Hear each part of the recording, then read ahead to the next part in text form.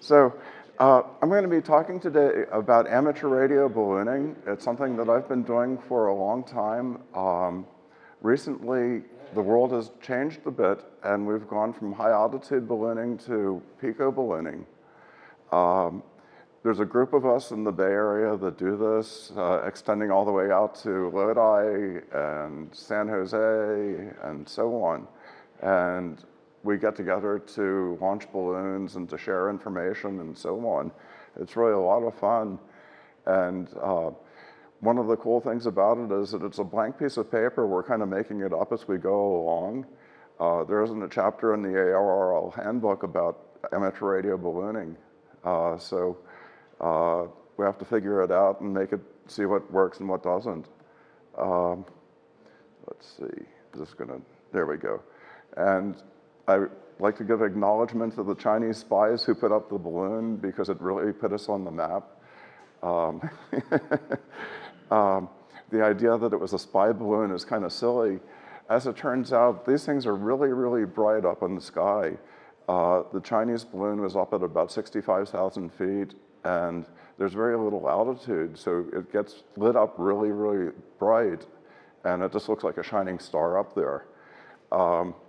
Unfortunately, some of our brethren, the Northern Illinois Bottle Cap Balloon Brigade had a balloon over Alaska, and the Air Force was concerned about that and decided to shoot it down. And yeah, question? I'm from Alaska, and after that balloon got shot down, I got a call from the FBI. I'm the president of the Fairbanks Ham Club. Okay. I didn't know if it was my Very good.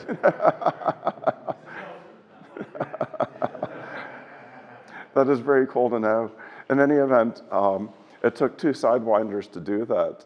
Each one cost $400,000. And being heat-seeking missiles, they really had to hack it to make it work. And it took 2 of them, so it was $800,000 plus the $28 billion to develop the Reaper. Yeah. Okay.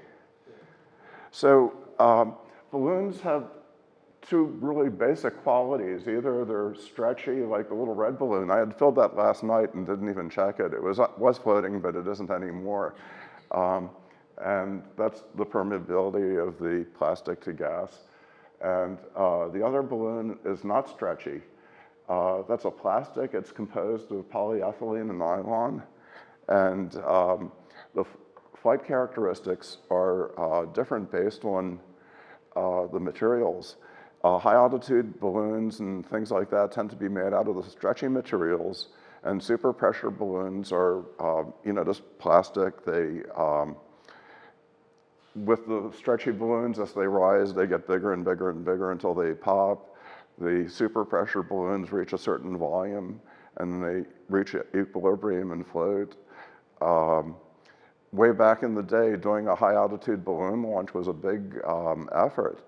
You had to rent a bottle of gas, you had to buy an expensive latex balloon, you had to fill a payload full of stuff, and you'd launch it and go out and chase it when it landed. They typically fly less than 4 hours or so. The super pressure balloons, or pico balloons, are a lot easier. It takes 1 or 2 people to launch one. They're very inexpensive. Just everything about them is easier, but you don't recover them. And let's see. Because of the altitude that they operate at, batteries simply aren't possible with pico balloons. I guess they are possible. Anything's possible if you're willing to spend enough time and money on it, but we haven't gotten there yet. So HABs, you're familiar with, on the left is a typical latex high altitude balloon. And I've gotten one up to like 22 miles. And from that altitude, you can see the curvature of the Earth and the black of space. And it's really a lot of fun. And based on the FAA FAR 101 laws, you can carry up to 12 pounds that way. It has to be broken up, and there's some restrictions on how you do that. But high altitude ballooning can be a lot of fun, and it is a bit of work though. The center balloon is a recent, or was one of the first entries in the super pressure balloons, and that was from a Chinese manufacturer called SBS. And those were expensive and they just didn't work very well. They were not very reliable and they didn't float that high. And somebody discovered that these party balloons from China on AliExpress on the right went for $2 a piece, and they actually worked just about as well as anything else. And so we were making an awful lot of mileage with those things. And recently, within the past, or just over a year ago, we discovered these Yokohama balloons from Japan, and let's see, that's polyethylene and nylon, so it actually gets higher than the polyethylene party balloons that we were flying prior to that. And there's still a ways to go. You know, we have talked about making our own balloons. One of our people is currently in Japan and talking to Yokohama about what possibilities might be ahead. Okay, so where we float, not very high up. As it turns out, the line delineating space is known as the Kármán line, and it's 100,000 meters, and way up here. And this panel on the right is an expansion of the first 20,000 K feet. And you can see that most weather happens below 10 K kilometers. Aircraft don't fly much higher than that. They just want to stay above the weather when possible. Our balloons are currently floating around 13 K or so, and that stays out of the weather. And you know, it's a good place to be. Let's see, on the graph on the left, you can kind of see how as you get higher, the air gets thinner. I have to figure out how to stop doing that. But the key thing is that where we operate is very cold, nearly minus 60 degrees C. And just to calibrate things, dry ice is minus 40. Electronics really doesn't like to work in cold temperatures, and especially things like batteries and so on, and that's the motivation for using the solar power. Let's see. Going high altitude balloon is really interesting because heat accumulation can be a problem. You'd think that everything that's getting cold would be the issue, but it's actually the opposite. Once you're at a certain altitude, you run out of air to get rid of heat, and heat builds up and things overheat and melt down, and that's not pretty. So for me, one of the hardest things to get my head around is why balloons float at a certain altitude and how you control that and so on. And it really comes down to density. Everything has a volume associated with it and a mass associated with it, so it has a density. And you replace that volume with air at a certain density, and you'll arrive at an equilibrium. So when the two line up, they float. And let's see, we have spent a lot of time on making balloons pop to find out how far we can take them up. And we've also learned that we can get some additional performance from the balloons by stretching them to increase their volume, but not increase their weight. So there's probably more work going into that than need be. All of this is controlled by ideal gas law, and Steve Randall in England came up with a spreadsheet to embody everything that we needed. The green areas are user input, the weight of the balloon, the weight of the payload, and all those sorts of things, and you can figure out your altitude that it'll float at. So that's been super useful. When you decide to launch, so with a HAB, that's a big production. You buy a balloon from Kmart, you build a box to contain your payload, create a flight line, and so on. With the Pico balloons, typically you use about 6 grams of lift on the balloon. So you take that, subtract the weight of your payload, and leave 6 grams. And just magically seems to work. So I do that at home, fill it, put it in a plastic bag and take it to the launch site.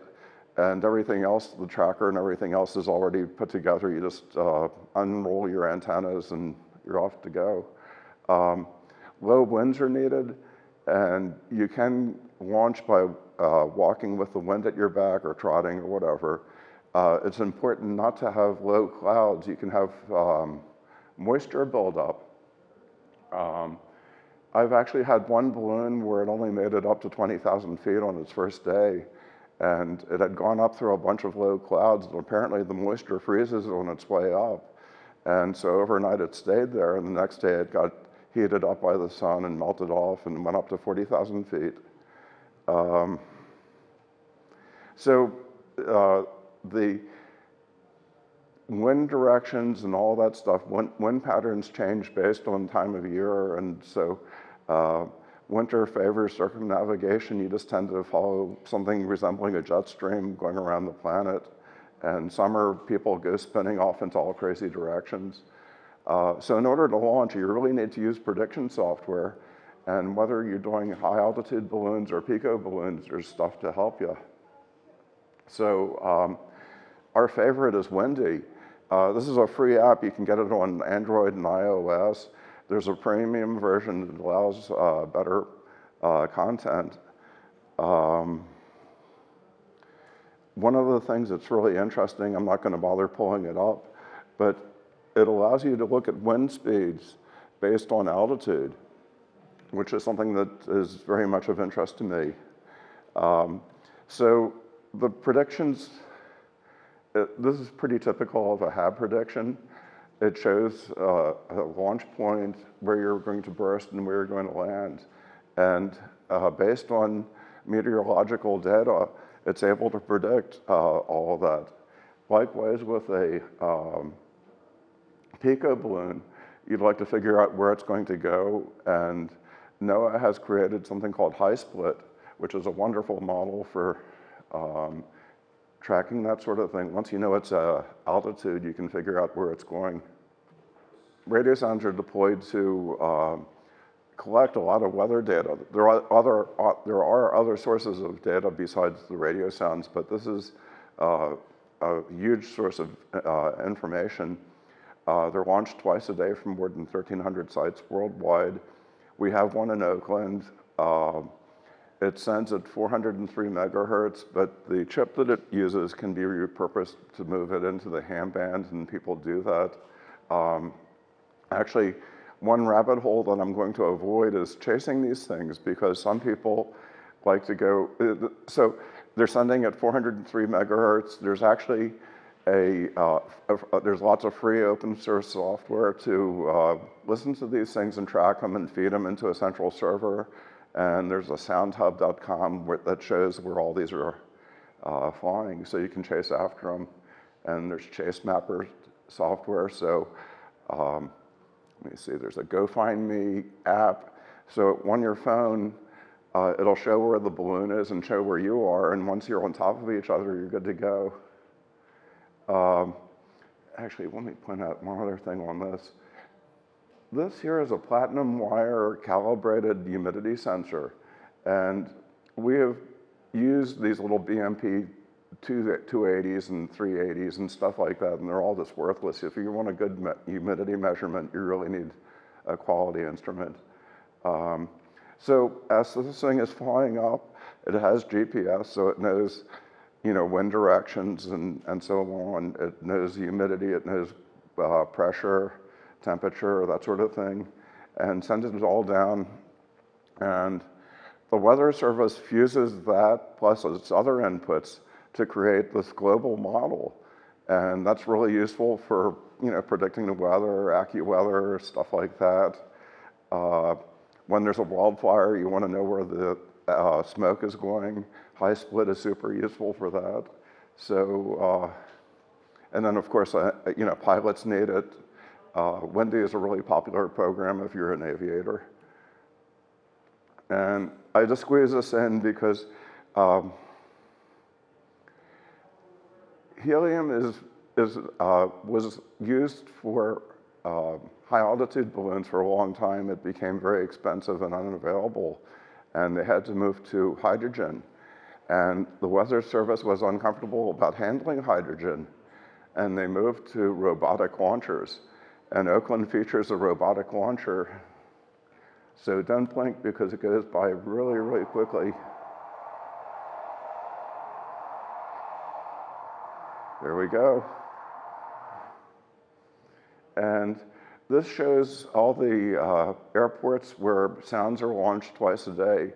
Oakland launches at 4 a.m. and 4 p.m. Oakland time. And, so that's, approximately 3 p.m. to 5:30 or whatever.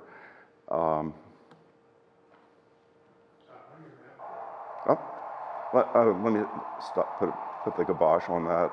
Yeah. Why are some red, some blue? Some red and some blue. There's a legend there. Oh, I can't get to it.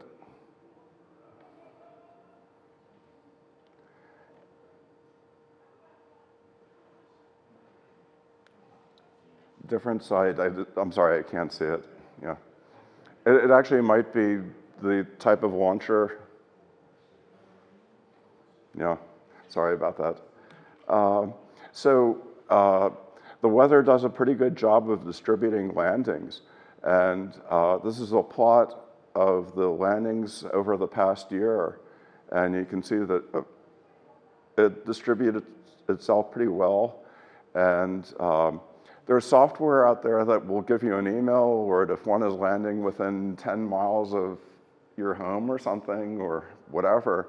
And so you can get an email alert to let you know that one's coming down if you want to chase after it. Chasing after these things has become such a thing.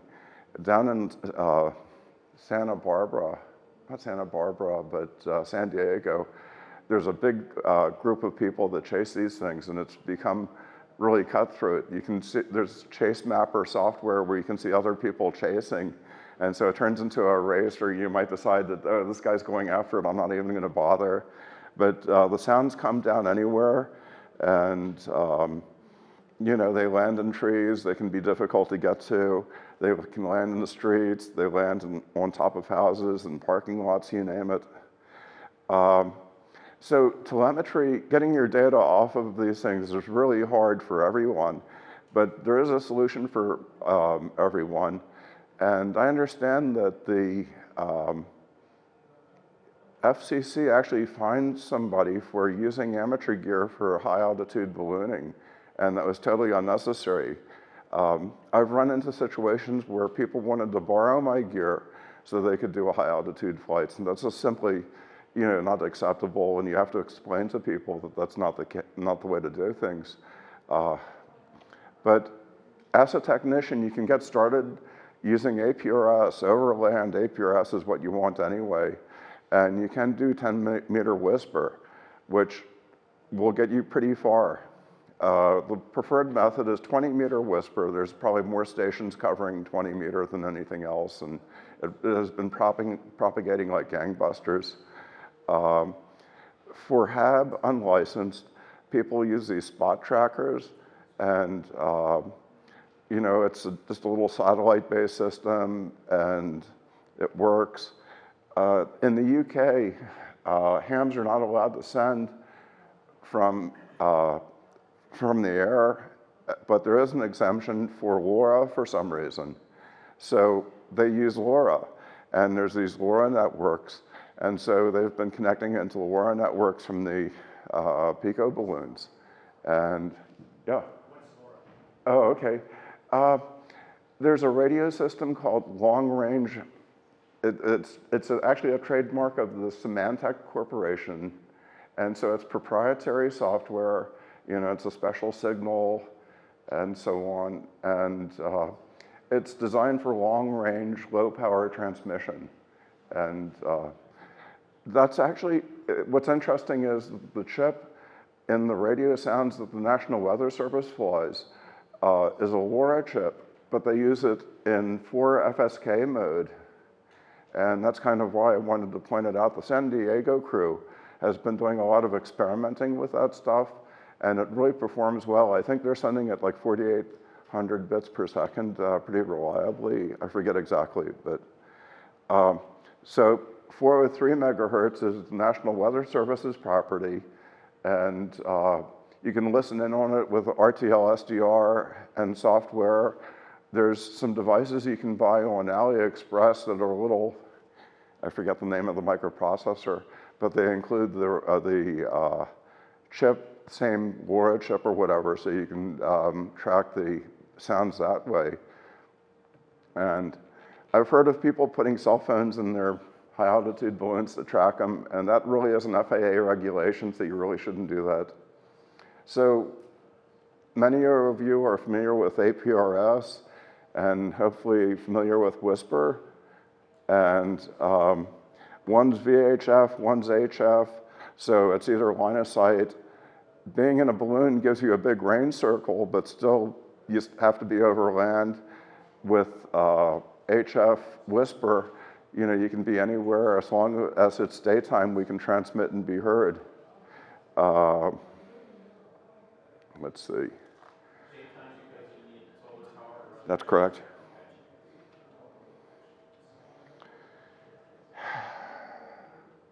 So there's gobs of data on APRS. Transmitting at 1,200 bits per second, you can send down fine precision, you know, GPS coordinates and so on and so forth.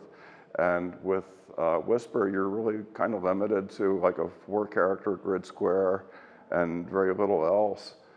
For those of you who do use Whisper, Whisper includes a very crude flooding network mechanism called PAS. And you should turn it off or learn how to use it, one or the other, but don't send a balloon up sending wide 2 like somebody did over here. Last path, wide 2. The APRS system even tags it as a bad path. And you can just imagine if you're flying over a metropolitan area and every digit repeater that hears you repeats you twice, you're going to cause some real congestion. And it, you know, really mungs things up for the community while you're up in the air. Some people beacon every minute or so, and it just doesn't let anything else get through. So learn how to do APRS if you're going to use it. So current and future developments, we're still finishing up our tracker. Let's see. We're using JLC PCB for production right now, if any of you are familiar with that. I just finished the last order. I ordered 25 boards, and it came out to about $250. We had 2 bad ones out of the batch, which seems to be about their batting average. Let's see. The process is kind of brittle. You design a circuit or whatever, and in order to make it economic, you have to use parts from their facilities, and it's always changing. So I had one design that was actually very elaborate. I came back to it, and virtually every part had gone from the economical, doesn't cost you anything to mount a new reel to everything had, and it just jacks up the price enormously. So I'm actually looking forward to whether it's DigiKey or somebody else duplicating JLC PCB's small batch assembly facilities, because it's really a super useful thing to do. The JLC facilities includes, you know, your basic schematic entry, layout, everything else, and there's no reason why we can't be doing that here in the United States. One of the things that we've actively been playing with are solar arrays and getting our radios to transmit as long as possible during the day. And we now have one that starts below 0 degrees solar angle. And that's a couple of sharp cells, they're 0.5 volt cells, and there's a triangle of 3 of them, 2 in series, and they're just wire ored, no protection diodes, no blocking diodes, nothing. And the voltages just happen to work out right at 1 volt or whatever.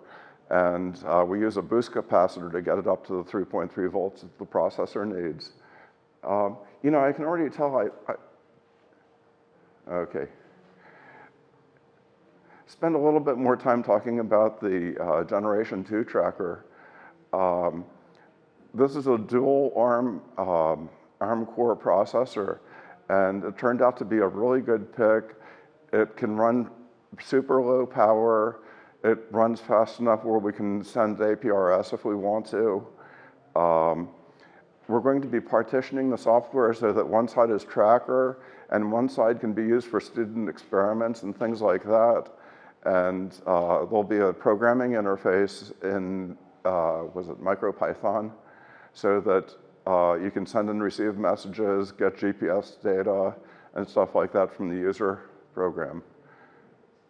So this is what my antennas look like. I glue 36 gauge fishing wire to, 36 gauge wire to fishing line for strength or whatever, and it's 1.5 grams for a half dipole. So, questions?